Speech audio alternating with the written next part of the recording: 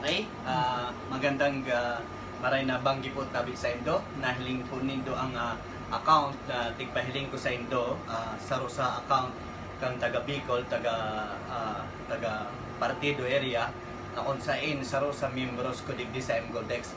Dakol ang naghahapot mo niyan sa Satuya, asin dakol sa Tuya mo niyan medyo kinakabahan sa MGoldex. Ano ba talagang MGoldex? Scam ba talaga or what? Ngunyan ang masasabi ko lang sa Indo, ang MGoldex, ang sabi kang Security Exchange Commission is scam daw dahil daan naka-registered sa SEC. So ang marketing program niya, bako siyang scam. Ang scam na tigsasabi niya is dahil siya naka-registered sa SEC.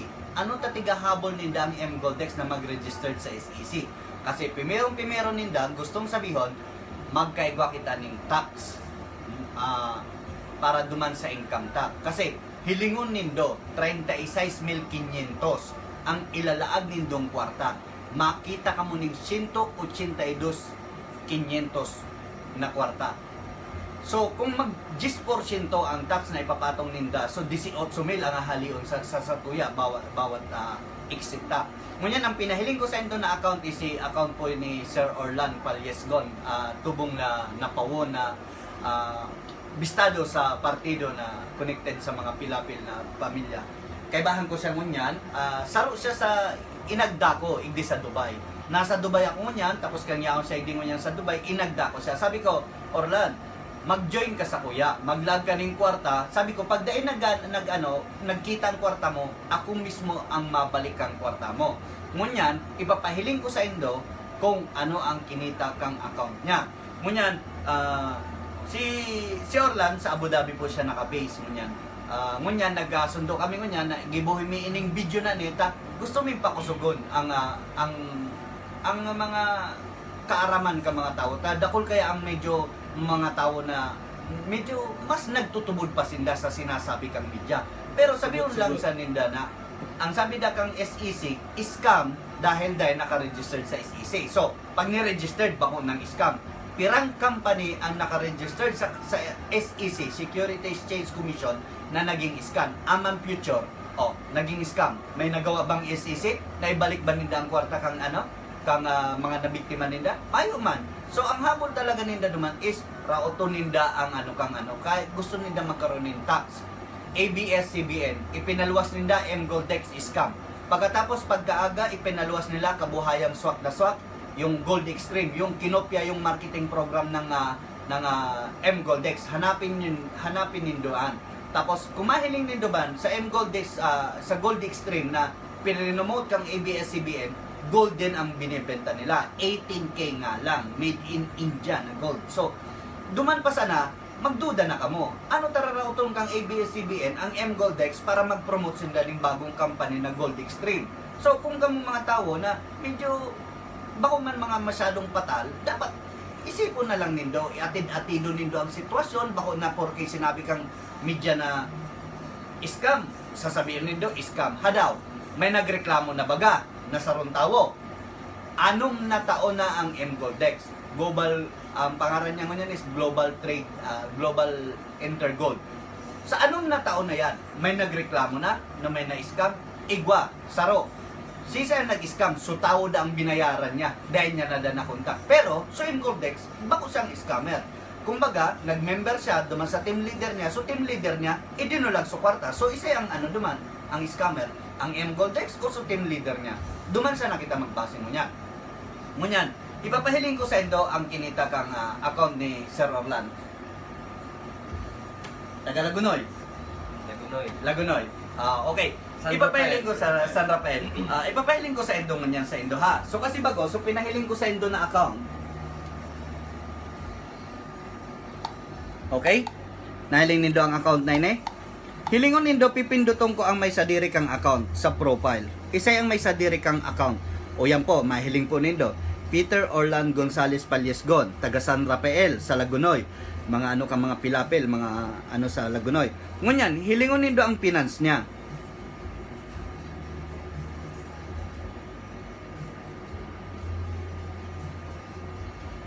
Okay?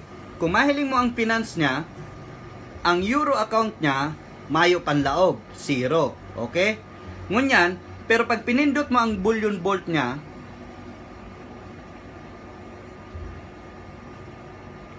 ang sabi sa bullion bolt niya, so 36 mil niya da, nagkita ning 92 gramos na ginto. Manggurano, 3 mil 82 euro. Manggurano sa dirham yan, i-times 4 muna sana. So, 12,000 dirham ang kinita niya. Ngunyan, nahahaputon siya kang M Goldex. Ano ang gusto mong gibuon sa gold mo? Ibenta mo pabalik sa company para makuha mo ang 3 mil euro mo? O ipa-deliver mo sa harong, sa address na ini-registered mo sa M Goldex? Ngunyan, ang gigibuhon ta, papabakal ta, pabalik sa M Goldex. Okay? Yan. Benta ta. Wag na yan, sarong gramo na yan. Itatada ko yan. Tay papadeliver ko yan. Pati ining 10 grams. Pati ining 10 grams. Dahil tanan ni ko anon. Tay pa-deliver tayo ni. Tanganin pag-abot kan delivery. Mahiling nindo na nagpa-deliver na igwa talaga siyang deliver. So, ibebenta ta ang gold niya. Okay? O yan. Ibenta ta. 2,715 euro. Yan. Ibebenta ta. Okay.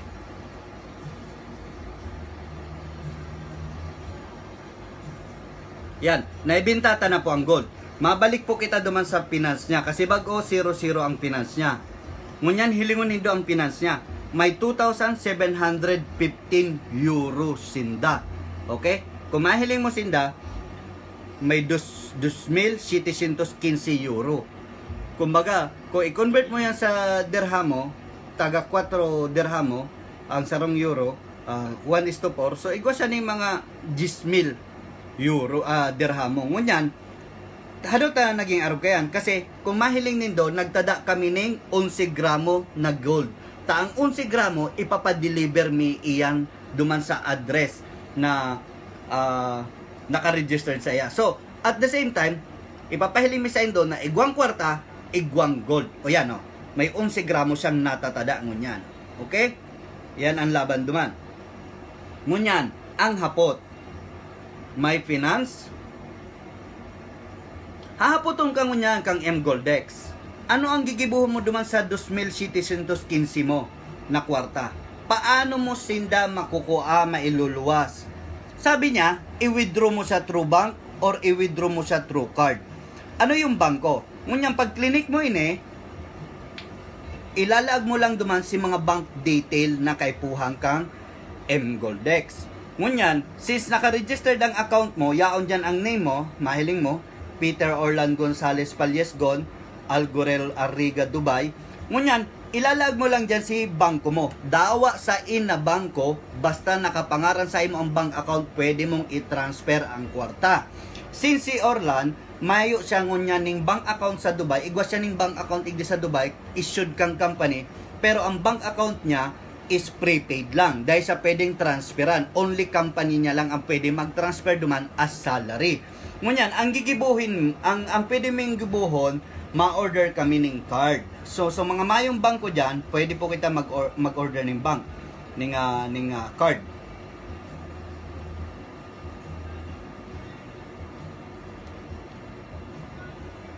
Okay? So, kung mayo ka ng bangko, pwede ka mag-order sa inda ng Mastercard. Na ang Mastercard na yan, i-deliver sa imo. Tapos yung Mastercard na yan na card, arog po ang kaini. Okay?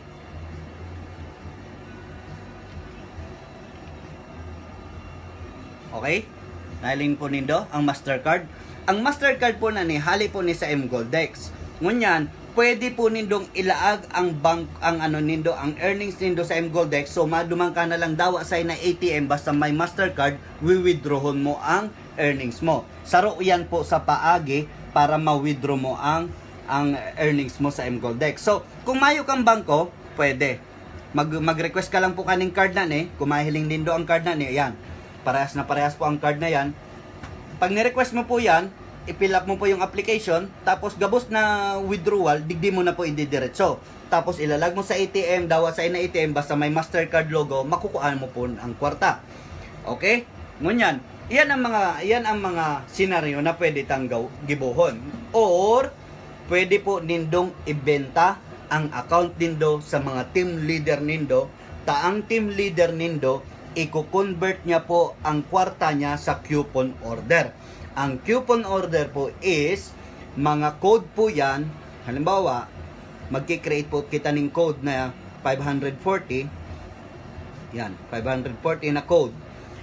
Pwede po yan, ang code na yan gagamiton ta sa mga bagong member na na-invite mo. Halimbawa, ngunyan, bayaran ko si Orlan ng 12,000. Kukuanong ko yung account niya. Temporary, papalitan ko ng password yan. Tapos, mabakal ako ng code. Yung code na yun, halimbawa, pag may na-invite naman si mga member ko na bago, pag nagbigay sinda ng 3,000 sa kuya o kay 36,000 pesos, ilalag na lang ninda sa bangko ko. Tapos, yung duman na lang ako makuha ng pang-activate duman sa code na i-generate ko. So, parang telephone card. Nagigibo ako ng telephone card na babakalon mo sa kuya. So, at the same time, mas maganda ang kitaan duman. So, sa gabos po ng mga taga-partido, sa gabos po tabi na Bicolano na nakaka-intindi kang marketing program kang M-Goldex, ako po si James Santa Maria. Pwede po sa indo magsubaybay, magtabang. Adalon tang maray ang M-Goldex. 6 months na po ako ngunyan sa M-Goldex. Ngunyan po nasa leadership number 8 na po ako ngunyan. Kasalukuyan nagkikita po ako ng magayon na kitaan igdi sa M-Goldex. Ang kagayunan sa M-Goldex, gabos po na member nagkikita. Bakong arog kang mga tigsalihan nindo ng mga ibang networking na kung si isa-isa na ang nasa taas, siya lang ang makita. Ika na si nagpapara-deliver kang sabon mo, ika na si nagpaparabenta kang kapininda, pero ang nagkikita lang si upline mo. Igdi sa M-Goldex, kung ano ang kinita ko, kikitaon mo din. Pantay-pantay lang po. Ganun lang po. Basta mahigos ka lang. Ang marketing program kang M-Goldex, 1 plus 2, exit ka ng 1 month. Pero kung kaya mo na mag 1 plus 50, exit ka ng 10 days. So, choice mo na yon. Kung gusto mo na medyo mabagal, 1 plus 2, 1 plus 2, 1 plus 2. Or, kung gusto mong biglaan, trabahuhon mo ang table mo, exit ka. Okay? So, yan po.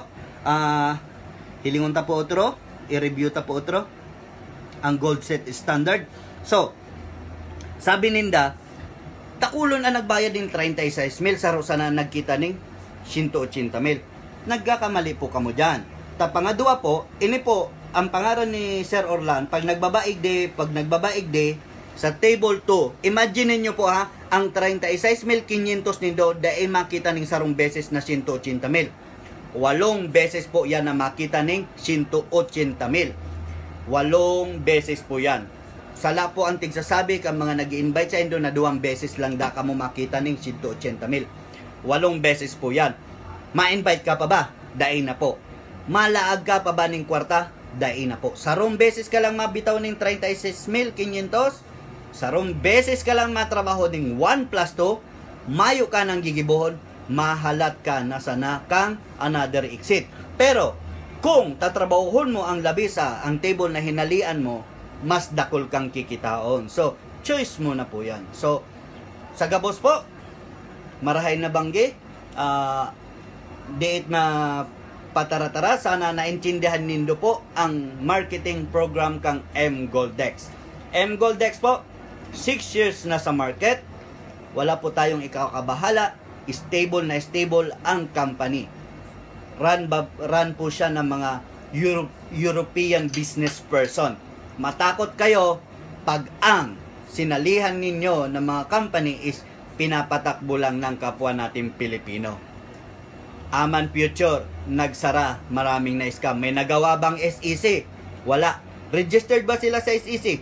Opo. So, ano nangyari? Porque ba naka-registered sa SEC, ganun na lang, pwede na magsara. At dito po sa M-Goldex, may 14 days money back guarantee po tayo.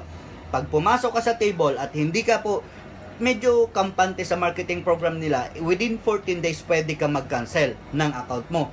Ibabalik ng M-Goldex ang pera mo buo, walang question ask. Ililes lang po nila ang €40 dahil sa marketing